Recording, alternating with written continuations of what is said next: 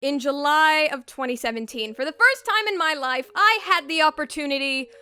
No. I had the privilege of playing what I think is the greatest visual novel of all time, a lovely visual novel by the name of The House in Fata Morgana. As a matter of fact, I'm gonna go ahead and say that it's one of the best games I've ever played. Ever. Period. Any genre. Don't even come at me with that visual novels aren't games crap. Anyways, I fell in love with it. I wanted to take it out to dinner, propose to it under the stars, and grow old with it. Here I am, a year after playing it for the first time, still unable to wrap my head around how incredible it is. As a matter of fact, I love it so much that when I recently picked up cosplay for the first time in 4 years, the first character I made a costume of was Morgana. And I ended up wearing her to Anime Boston in SoonerCon, and I had an absolute blast. So yeah, in case I didn't make it obvious enough, I really like The House in Fata Morgana. And when you play a game that great, especially if it's not very well known, I don't know about the rest of y'all, but my first instinct is to get to the roof of the tallest building around, whip out a megaphone, and scream to the general public that this game is one of the greatest works of fiction I have ever encountered. But unfortunately for me, the tallest building in my vicinity has windows at the tallest point it'll let people come into, so consider this my alternative. This is me on top of the tallest building in whatever your neck of the woods is, screaming into a megaphone that The House in Fata Morgana is 0% off on Steam and that you should absolutely play it. And if you're so inclined, I'll explain why I think this.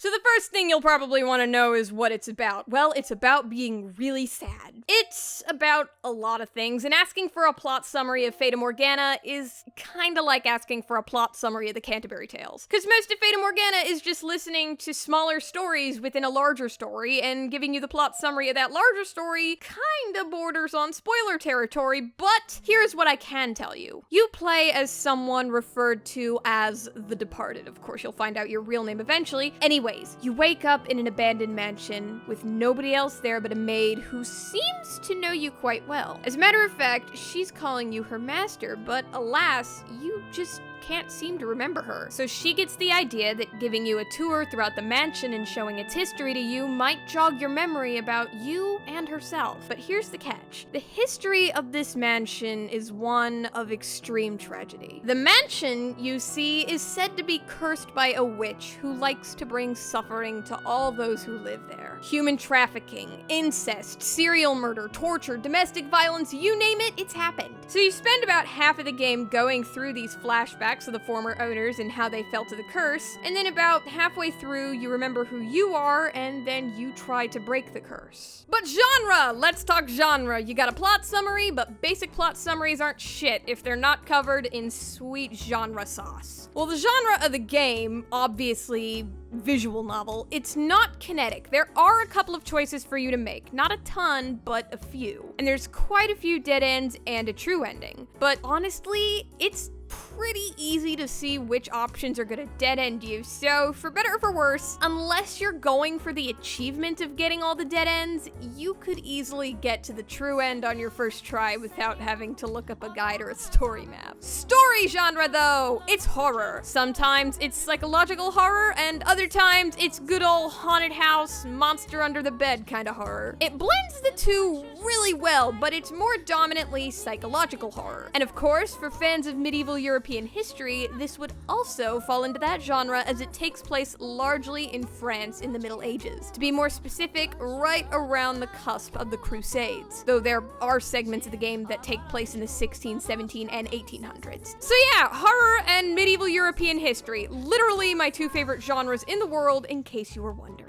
But I hear you. Writing, my dear Red, writing is so important in a visual novel. Writing and characters are the biggest driving forces in what makes a visual novel good, and yet we've yet to hear anything about either of them. Well, you know what? Let's go on ahead and fix that. The writing in Fata Morgana is honestly as good as it gets. Shakespeare can go right on ahead and fuck off. Anyways, my favorite part about the writing in Fata Morgana is the astute attention to detail. You know the phrase, history repeats itself? that couldn't be any more true in Fata Morgana. This is a game that loves its foreshadowing, and when it hits you, it's gonna hit you like a truck full of dramatic irony. Absolutely everything in this game is thought out to the most minute detail, from the clothes people wear to the dialogue to the references. Everything in this game, no matter how small it may seem, is done with absolute purpose. Seemingly insignificant dialogue or details take on a whole new meaning the further you progress and the more you decide to look into it. And I don't know about the rest of y'all, but I'm a huge sucker for writing that can give so much purpose and put so much planning into its content. That,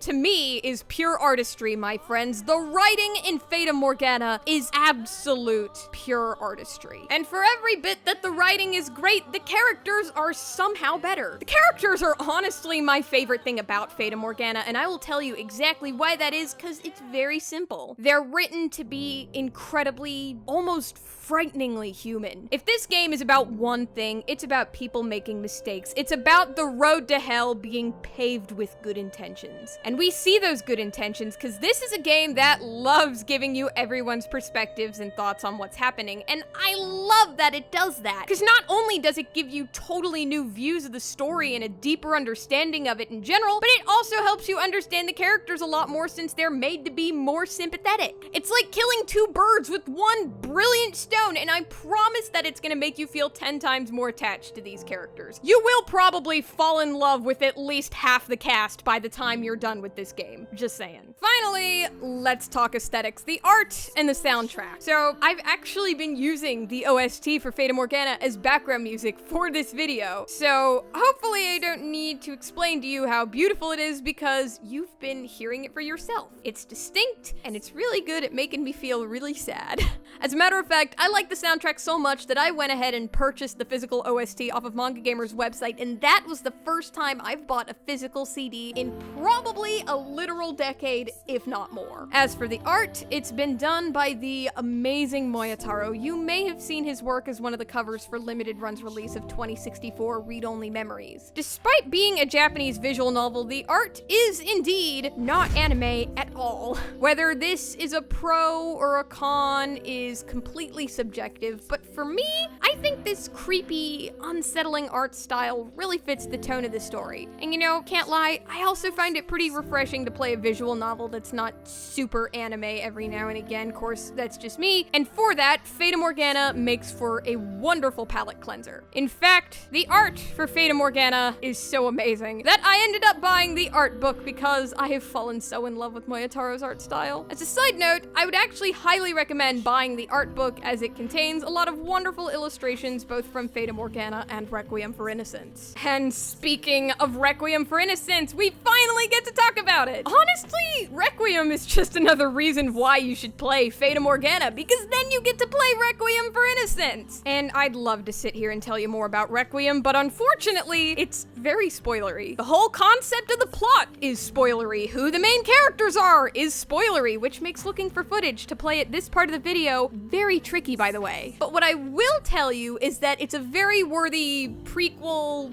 sequel, spin-off, collection of side stories thing to Fata Morgana. Just don't play it, don't even look into it that much if you can, until after you've beaten the first Fata Morgana, because it 100% relies on the player already having knowledge and context from Fata Morgana. And if you go into it without that knowledge and context, not only will a lot of the significance be lost on you, but you're gonna spoil pretty much every major spoiler to be found in Fata Morgana, so you know. So I'm just gonna have to leave it at telling you that it's a beautiful 10 out of 10 spin-off to a 10 out of 10 game. It is in fact the first and currently only game to have ever made me literally cry. And it has every last ounce of love, attention to detail, originality, and artistry as the first Fata Morgana. So have I convinced you to play the house in Fata Morgana yet? Have I? Please tell me I have. Please, for the love of God, I need more people to discuss how amazing this game is with. Fata Morgana, for me, is pretty much as 10 out of 10 as it gets. When I think of underrated gems, when I think of games that have tugged at my heartstrings the hardest, the best written games I've ever encountered, games that tell remarkable stories that really resonate with me and are gonna stick with me, honestly, for the rest of my life, Fata Morgana is absolutely the first thing I think of. This, dear viewers, is not only me trying to get you to play this game, it's my love letter to it. I can count on one hand how many other pieces of fiction in general have stuck with me as hard as Fata Morgana has, and honestly, it's just an amazing experience, and I hope to extend it to as many new players as possible. The House in Fata Morgana, everyone. Currently available at 0% off on Steam, and in early 2019, thanks to Limited Run, it's also gonna be 0% off on PS4 and the Vita. No, but for real, half of the cast of Fata Morgana are my waifus. The characters in this game are just too good.